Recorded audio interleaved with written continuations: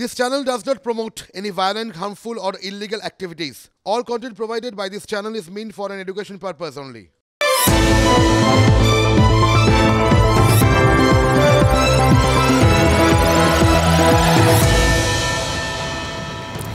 রোজই তো একরকমভাবে শুরু করি, আজকে একটু আপনাদের অন্যরকমভাবে কিছু গল্প করি আর কি আপনাদের সঙ্গে। খবর তো রয়েছে, খবর হবে, কিন্তু আজ আপনাদের একটু বাঘের গল্প শোনাবো। আসলে গোটা বাংলা জুড়েই এখন নাকি বাঘেদের বিচরণ, জানেন তো।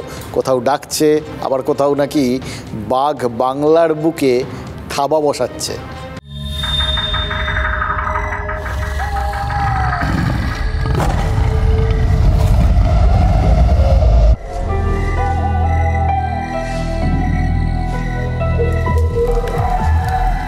রাত যাচ্ছে মইপিঠে পা রেখেছে সুন্দরবনের বাঘ। পায়ের ছাপ দেখে মইপিঠ ভয়ে কাঁপছে। এলাকার মানুষ খুব আতঙ্কের মধ্যেই আছে, কারণ বারবার এর আগে গত কয়েকদিন আগে এখানেই বাঘ পেরিয়েছিল। বাঘ এসে এলাকায় বেশ কয়েকদিন ছিল। বাঘ ডাকছে হাওড়ায়। চকিতে চমক ভাঙে। বাঘ কোথায়? এ তো শুধু বাঘের ডাক। তো দেখলো ব্যাপক শোর আসছে, শোর এসে এত আমাদের ক্ষতি করছে যে বলবার না। একটুখানি দেখেছিলাম যে ইউটিভিতে বাঘ আর সিংহর আওয়াজ করলে নাকি এরা পালিয়ে যাবে।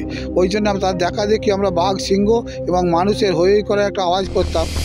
হাওড়ার নারনা পঞ্চানন্দতলার মাঠ ভর্তি শীতের ফসল। সেই ফসলের লোভে সন্ধে হলেই হানা দিচ্ছে বুনো শুয়োর তাড়াতে কাকতাড়ুয়া ফেল। মুশকিল আসান ব্যাঘ্র গর্জন। চাষ করতে পারছি না, ধান ফান কিছু করতে পারছি না, সরের জ্বালায় কি করব আমরা। তাই সন্ধে নামলে হাওড়ার গ্রামে ডাকছে নকল বাঘ, মাইকে ছড়াচ্ছে হালুমের শব্দ। মইপিঠ তখন ভয়ে কাঁপছে। মইপিঠে ঢুকেছে আসল বাঘ, রয়্যাল বেঙ্গল টাইগার। দেখলেন তো, বাঘ কখনো বাঁচায়, আবার কখনো বাঘ ভাবায়। বাঘের চলাফেরা আর সেই চলতে ফিরতি বাঘকে ধরার চেষ্টা, এই দুটো মিলে কি হয় জানেন? এই নিয়েই তো বাঘবন্দি খেলা।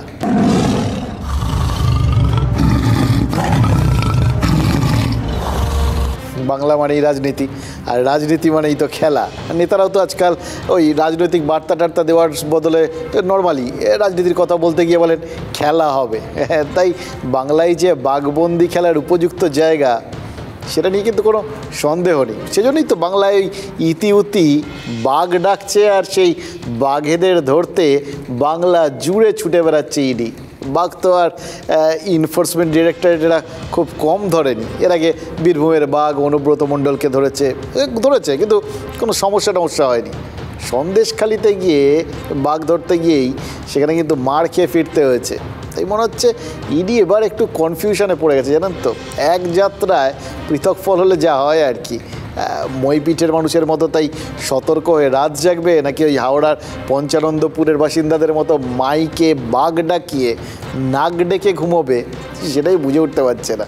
দেখুন, বীরভূমের বাঘকে আরামসে ধরে নিয়ে চলে এসেছিল সিবিআই। প্রথমে সিবিআই থেকে বাংলার খাঁচায় রেখেছিল, তারপর ইডি তুলে নিয়ে চলে গেছিলো দিল্লির খাঁচায়। করে ব্যাপারটা স্মুথ, কোথাও কোনো সমস্যা হয়নি। তিহারের খাঁচায় এখন বীরভূমের বাঘ বন্দী হয়ে রয়েছে। বীরভূমের বাঘকে ধরা, তাকে দিল্লি নিয়ে যাওয়া, পুরোটা বললাম তো কোথাও কোনো জায়গায় কোথাও কোনো বাধার সম্মুখীন হতে হয়নি, সে ইডি হোক বা সিবিআই হোক। কিন্তু সন্দেশখালিতে কী হলো? সেই বাঘ ধরতে গিয়ে মারধর খেতে হলো। খাঁচা পাতার সময়টুকু শুদ্ধ পায়নি, ইডি এসছে, জাস্ট এই খবরটুকুই পেয়েছিল সঙ্গে সঙ্গে। মানে 4-5 থেকে সন্দেশখালির সরবেরিয়ার বাঘ নাকি তার যাবতীয় অনুচরদের ডেকে নিয়ে এসেছিল। বনের রাজাকে ধরবে, কেউ মেনে নেবে নাকি? ঠিক সময় খবর পেয়ে তার সব সাঙ্গপাঙ্গরা চলে এসে তারপর যা হয়েছিল দেখেছিলেন তো। কীভাবে পালিয়েছিলেন ইডির আধিকারিকরা, কীভাবে পালিয়েছিলেন ওই কেন্দ্রীয় বাহিনীর জওয়ানরা, রক্তাক্ত হয়েছিলেন, দেখিয়েছি আমরা আপনাদের মনে আছে আমি জানি। ইডি হাইকোর্টে এই কথা আবার বলেছে কীভাবে তারা মারধর খেয়েছিলেন, কীভাবে নিগৃহীত হয়েছিলেন। আমি শিওর, জানেন তো, ওই বাঘ ধরতে গিয়ে ইডির অফিসাররা সন্দেশখালিতে ওই সোনার কেল্লা সিনেমার নকল ডক্টর হাজরার মতোই বলেছেন, মিস্টেক। কিন্তু ভুল থেকেই তো মানুষ শিক্ষা নেয়। ইডি যে শিক্ষা নিয়েছে সেটাই কি আজ শ্রীভূমি টের পেল? এমনিতে শ্রীভূমির পুজো দেখতে প্রচুর ভিড় হয়, আপনারা রেগুলার গিয়ে দাঁড়িয়ে থাকেন লাইনে, আমি জানি। আজ শ্রীভূমিতে ইডিকে দেখতেও কিন্তু অনেক লোক জড়ো হয়ে গেছিলেন, তবে দাদার অনুগামীদের সিআরপিএফ সেখানে বেশিক্ষণ দাঁড়াতে দেয়নি।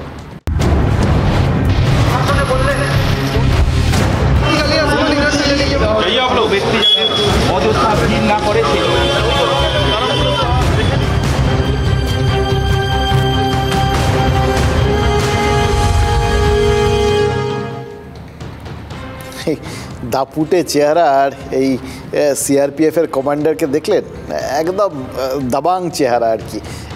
সবাই দেখে টেকে নিশ্চয়ই ভাববেন যে পুরো সিনেমার থেকে জাস্ট নেমে এসছেন, সিনেমাতে থাকলেও এরকমই দাপট টাপট দেখাতেন। কিন্তু এই যে মেজাজটা, এই যে একটা দাবাং দাবাং ব্যাপার, এটা তো কোথাও আমরা ওই সন্দেশখালি বা সরবেরিয়াতে দেখিনি। এখানে তো দেখলাম একদম হেলমেট, বুলেট প্রুফ জ্যাকেট, একদম রণংদেহী মেজাজ। গোটা লেক টাউন জুড়ে কিন্তু আজ রুট মার্চ করেছে সিআরপিএফ। এই রুট মার্চ জিনিসটাই তো আমরা দেখতে পাই না। আচ্ছা, এটাই কি বাঘ ধরার পোশাক, মানে অ্যাকচুয়াল পোশাক? যেখানে বাঘ বেরোয় সেখানে আমরা নর্মালি দেখেছি বনকর্মীরা যখন যান তখন ওই ঘুমপাড়ানি, গুলি, খাঁচা, বন্দুক, এ সমস্ত সব কিছু নিয়ে একদম তৈরি হয়ে যান। লেক টাউনে তো দেখলাম সিআরপিএফ টহল দিচ্ছে, তাদের কাঁধে ওই কাঁদানে গ্যাসের শেল ভর্তি ব্যাগ, হাতে অস্ত্রশস্ত্র, গায়ে বর্ম, একেবারে তৈরি। অতীতের যে দুটো অভিজ্ঞতা হলো, সে থেকেই কি শিক্ষা নিয়েছে নাকি একটু ধাঁধায় পড়ে শিক্ষা নিয়েছে, সেটা বোঝার একটা ব্যাপার আছে। অনুব্রত মণ্ডলও বাঘ, শেখ শাহজাহানও তো বাঘ। এবার দুই বাঘকে ধরতে গিয়ে দুরকম অভিজ্ঞতা, তাই কোন বাঘ আসল আর কোন বাঘ নকল তা নিয়ে মাথা না ঘামিয়ে মনে হচ্ছে সব বাঘের জন্য একই রকমভাবে প্রস্তুতি নিয়েছে, যেরকমই হোক কাজে লেগে যাবে। অধিকন্ত ন দোষায়, এটা তো আমরা জানি, সেরকমই পুরো ব্যবস্থা নেওয়া থাক, নকল হলে হবে কি আর আসবে যাবে। পুরসভায় নিয়োগ দুর্নীতির তদন্তে আজ দমকল মন্ত্রী সুজিত বসুর বাড়ি, অফিস, তার ক্লাব, ওই শ্রীভূমি স্পোর্টিং, সব জায়গাতে আজকে ওই তদন্তকারীরা কিন্তু হানা দিয়েছিলেন। আর তদন্তকারীদের ঘিরে নিরাপত্তা বাহিনীর প্রস্তুতি আর চলাফেরা দেখে বুঝে ওটা কিন্তু কঠিন, ওটা শ্রীভূমি নাকি শ্রীনগর। কাশ্মীরের মতো অঞ্চলে সেনাবাহিনী যখন এরিয়া ডমিনেশন করে তখন তাদের দুটো উদ্দেশ্য থাকে, জানেন তো। একটা অবশ্যই নিজেদের নিরাপত্তা নিশ্চিত করা, যাতে কেউ চট করে তাদের উপর আক্রমণ না করতে পারেন। আর দুই, প্রস্তুতির যে বহরটা না, মানে বিরাট তাম জাম, অস্ত্র শস্ত্র এ সমস্ত দেখিয়ে এমনভাবে, এমন মেজাজে তারা চারপাশে ঘুরে বেড়ান যাতে প্রতিপক্ষের মনোবলটাই ভেঙে গুড়িয়ে যায়, সাহসী না করে কিছু করতে। সেটাই কি আজ করলো কেন্দ্রীয় বাহিনী। শ্রীভূমিতে দমকল মন্ত্রীর পাড়া আর বউবাজারে তৃণমূল বিধায়ক তাপস রায়ের পাড়া, এই দুটো জায়গায় তো আজ ওখানে হানা দিয়েছিলেন এই ইডির আধিকারিকরা। দুটো জায়গাতেই সিআরপিএফের হাঁটা চলা, শরীরী ভাষা, এর মধ্যে কিন্তু ওই এরিয়া ডমিনেশনের বার্তা ছিল। ডমিনেশন মানে ডমিনেশন, একদম পুরো দাপটে ডমিনেশন। তাপস রায়ের বাড়ির ছাদ থেকেও আবার চারপাশে নজরদারি চালিয়েছে কেন্দ্রীয় বাহিনী। ওই দেখছিলাম, আর দেখতে দেখতে মনে হচ্ছিল এই ছাদে উঠে চারপাশটায় ঠিক কী দেখতে চাইছিলেন তারা বলুন তো। মানে এমনিতে কেউ কোথাও দূর থেকে আক্রমণ করছেন কিনা বা ভিড় জমছে কিনা সেটা, নাকি আরও কেউ নজরদারির মধ্যে ছিলেন, যেটা ওই কাছে পিঠেই আর কি, ওখান থেকে উঁচুর থেকে দেখার সুবিধে। ইডি আর কেন্দ্রীয় বাহিনীর এই নজরদারিতে কাছে পিঠে থাকা আরও কারোর বুকটুক কাঁপলো নাকি? রোজ ইডি মাথা ফাটবে এটা তো সম্ভব নয়, তখন যদি টিয়ার গ্যাস দিয়ে লোককে সরানো যায় সেই চেষ্টা। খুব ভালো করেছে, তা হওয়া উচিত ছিল। ইডির আগেও ধাক্কাধাক্কি খেয়েছে, খায়নি তা না। ইডি আগেও ধাক্কাধাক্কি খেয়েছে, কিন্তু ইডিয়েট তো পরে শিক্ষা নেয় আর কি। অবশ্যই ৩৫ হয়ে গেল। সন্দেশখালী ঘটনা এই সন্দেশ দিচ্ছে যে কেন্দ্রীয় বাহিনী বুটের তলায় পশ্চিমবঙ্গকে নিয়ে আসছে। কে সুযোগ করে দিচ্ছে? এই চোরজচ্চররা। ওরে বাবা, দেখোছে কত সেনা চলেছে সমরে, ওরে হাল্লার রাজার সেনা, তোরা যুদ্ধ করে করবি কি তা বল। ফলে এই যে এজেন্সিকে পাঠানো, আতঙ্ক তৈরি করা, এলাকায় একটা ডমিনেশনের জন্য পাঠানো, এই ক্ষমতাগুলো কেন কাঁথিতে শুভেন্দুদের বাড়ির ওখানে হচ্ছে না?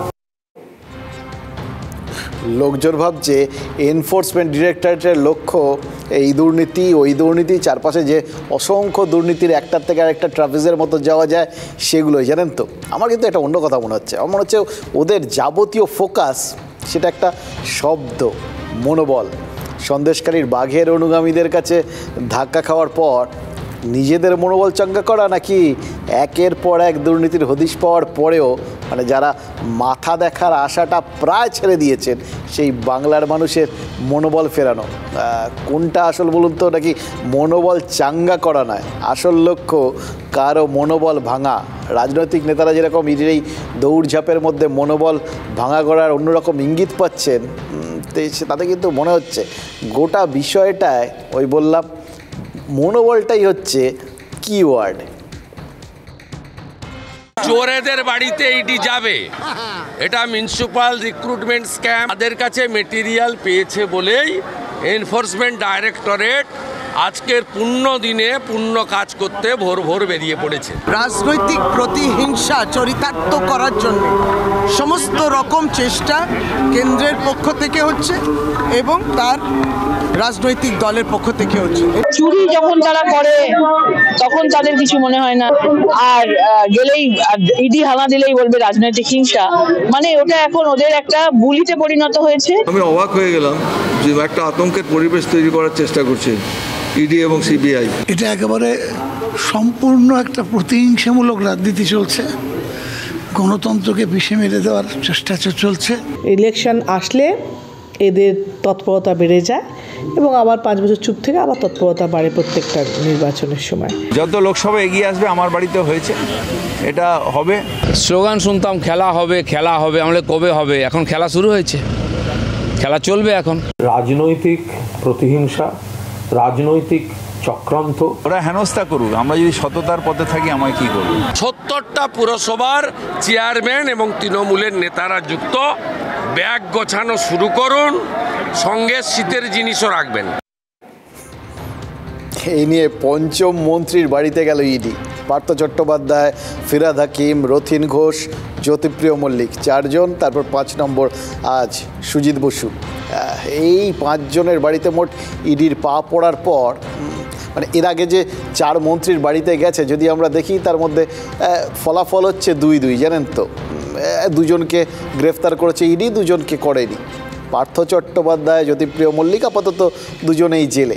এবার পার্থ চট্টোপাধ্যায়, জ্যোতিপ্রিয় মল্লিক নাকি রথীন ঘোষ, ফিরহাদ হাকিম, সুজিত বসুর ক্ষেত্রে কোন পথে ইডি হাঁটবে সেটা অপেক্ষা করে দেখতে হবে। কারণ বাঘবন্দি খেলায় এই টাইমিংটা জানেন তো, এটা ফ্যাক্টর। টাইমিং ঠিক সময় না হলে, সময় না হলে আর কি কোনো কিছুই হয় না। ঠিক সময় ঠিক কাজটা করতে হয়। যেরকম সিআরপিএফকে সঙ্গে নিয়ে ইডি মার খেয়ে চলে আসার পর কিচ্ছু করেনি পুলিশ, দিন 7 বসেছিল। তারপর তারা দিন 7 পর আজকে কিন্তু তারা নড়ে চড়ে বসেছে।